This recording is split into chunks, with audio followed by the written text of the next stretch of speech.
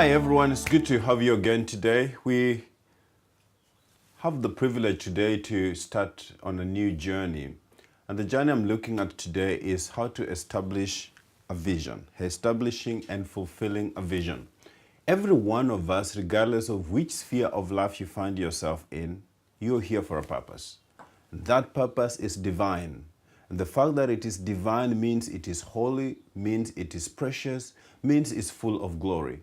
And anytime we step into a divine purpose, we are stepping into a realm of fulfillment. We are stepping into a place where things happen. We are stepping into a place where results can be achieved.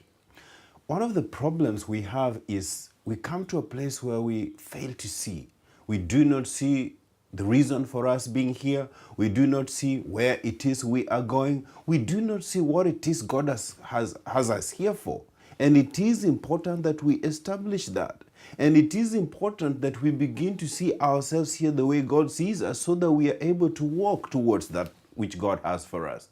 And for me, that's the whole essence of vision. And so I want us to talk about how to establish and fulfill a vision.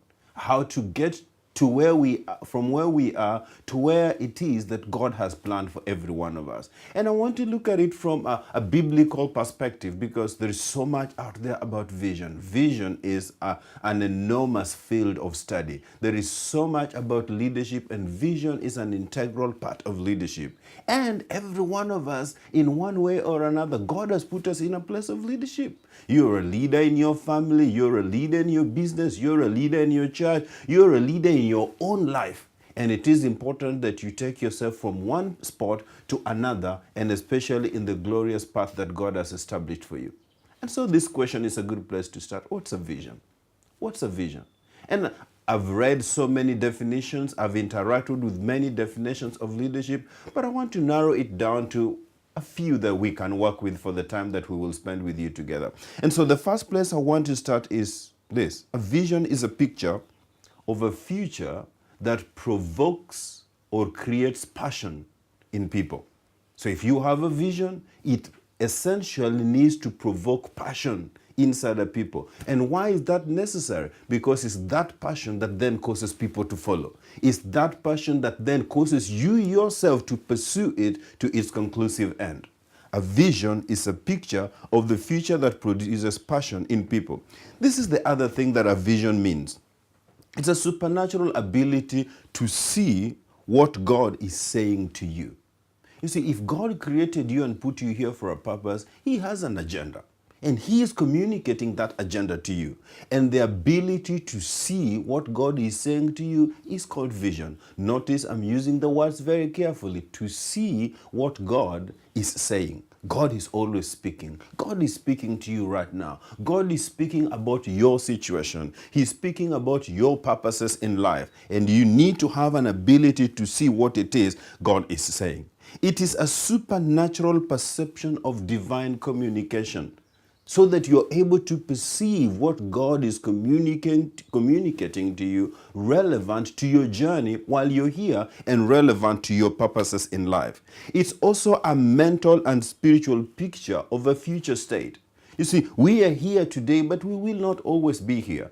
We are right where we are right now, but God has a progression that He is intended for us. He needs us to progress. He needs us to move forward. He needs us to get to a place where when people look at us, they say, wow, look what the Lord has done. Look what the Lord is doing. Look at how far they have come with the Lord. That is a future state. And we need to have a spiritual and a mental perception of that future state in ourselves so that we are able to move with it, we are able to run with it.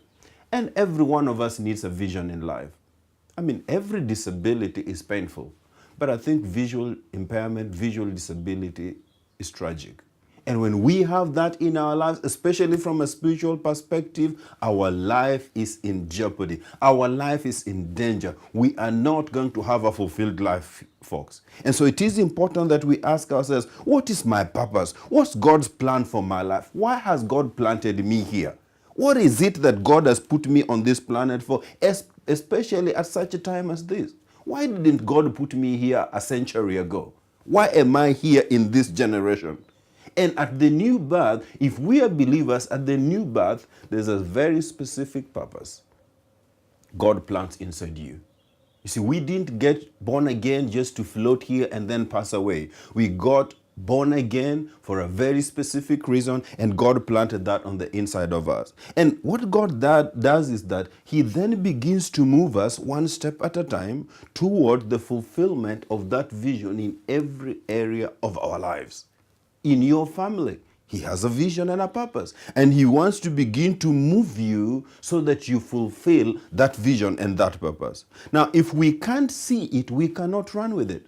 If we can't see it, we cannot operate in it. Vision gives us courage.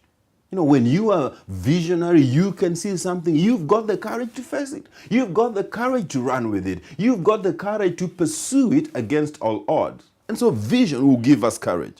Vision manifests by faith.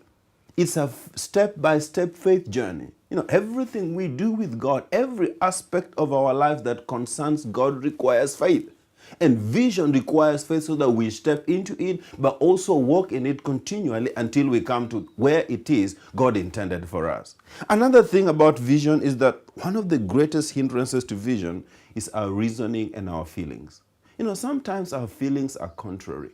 Sometimes the vision of God has planted in our hearts does not make logic. It does not meet our logical standards. Our reasoning does not seem to comprehend that God would want me, just me and me, to do this. Just me and me to go to such and such a place. But yet, the divine purpose of God still remains for you.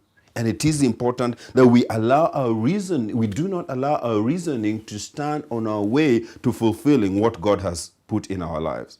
See, vision puts value into your life. When there is a vision that you're passionate about, you know what you're living for. In fact, I'll go ahead and ask you, what are you living for? What's your purpose for life? Do you know? Because if you don't know, then it's important that you go back on the inside of you and begin to ask yourself these pertinent questions that requires answers if you are going to move towards its fulfillment. If you don't know your purpose, you will misuse yourself. Anything that is used for the wrong purpose is in misuse. And when we don't know the reason for which God has created us, got us born again, planted us where it is He has planted us, we will end up being misused. We will misuse ourselves, and we will also allow other people to misuse us. Because anything then goes. There's no specific purpose. You're free to be used for anything. To everyone, there is a vision. To everyone, there is a purpose. Now, it doesn't matter what society thinks or what society says. To everyone, there is a very specific vision. This is why you were born. You were born for a purpose. You were born for a vision. And we need to find it out. We need to pursue and seek God, because vision will begin to give us purpose, and it will begin to transform us, because it's God's heart being fulfilled on the inside of us. If it came from God, it is the heart of God for us. And as we pursue it and begin to walk in it, God's heart is being fulfilled. Without a vision, without a purpose, we are easily misled. We are easily pulled from our way and from our track, and we go into tracks that we should not be in, because there is no purpose for our life. Where there is no vision, this is what Scripture says. Proverbs 29 and verse 18. Where there is no vision, no redemptive revelation of God, the people perish. But he who keeps the law of God, which includes that of man, blessed, happy, fortunate, and enviable is he. Where there is no progressive revelation. Now, let me give you a few other translations that bring it beautifully also. Just add on to that which we've already read. The New American Standard Bible says this: where there is no vision, the people are unrestrained, but happy is he who keeps the law. So when we live a life without vision, there is nothing that restrains us. We can go any other way but loose. We will be everywhere. We'll be scattered everywhere. Anything goes. Everywhere goes. Where there is no vision, people are unrestrained.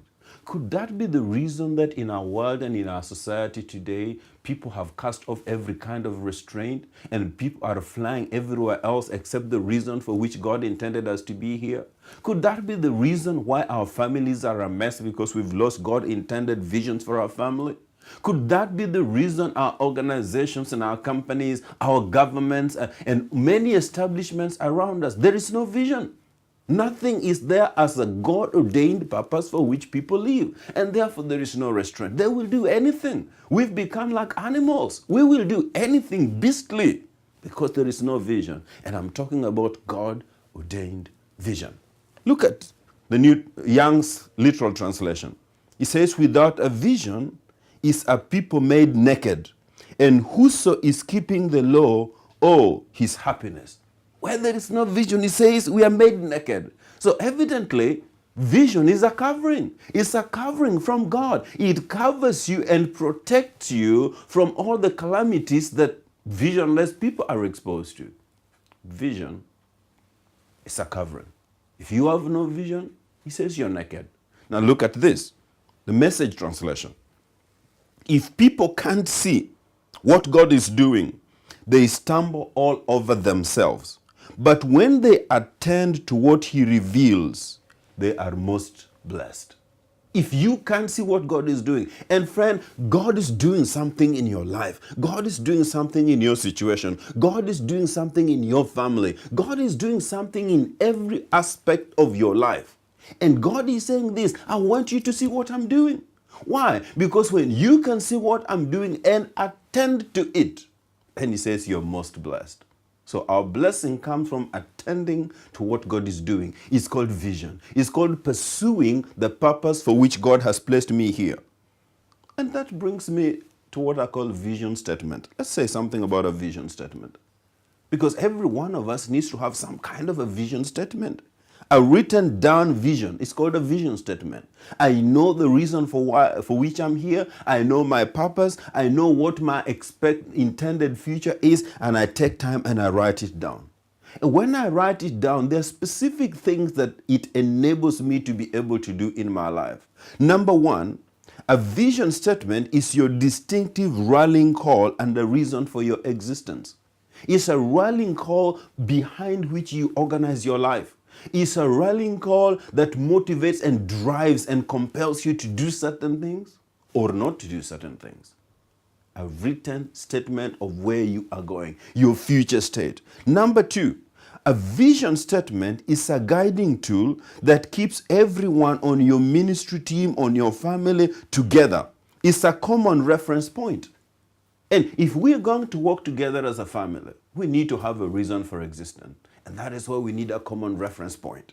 If we are working together as a team, whether in an organization or in a church, we need a common point of reference. And that is why it is significant, it is vitally important that there is a vision that is written down and that everybody knows. Not just you, the leader, not just you, the main person, but everybody knows this is where we are going. It's communicated, it is clear. You see, one can only become what he sees. If you don't see something, you cannot become it. And therefore, that is the significance of visual aid. And that's why we need to have a written down vision statement, that it is articulated on a place where we can visualize it, we can see it. And that's why people need a visionary person. People need a visionary who has a vision. But even more important, a visionary who knows and can and does communicate that vision. Vision must be communicated very clearly and very effectively. Why? Because we need to work together as a team, but we need to work together with a common point of reference. That is the essence of a vision statement. It is this effective communication of a vision that helps others to follow and achieve what God has put in the heart of a visionary. God has put some things in your heart, but when you write it down and articulate them and communicate them effectively, then you allow everybody else to run with it and everybody else to work towards achieving it. And that is why we need to spend time to communicate our vision, write it down, and begin to work with it. And if we don't do that, there is no way people can run it with it. Our callings and our giftings are designed according to God. But we need to know this is the purpose for which I'm here and run with it. Vision is powerful. Go on and run with yours.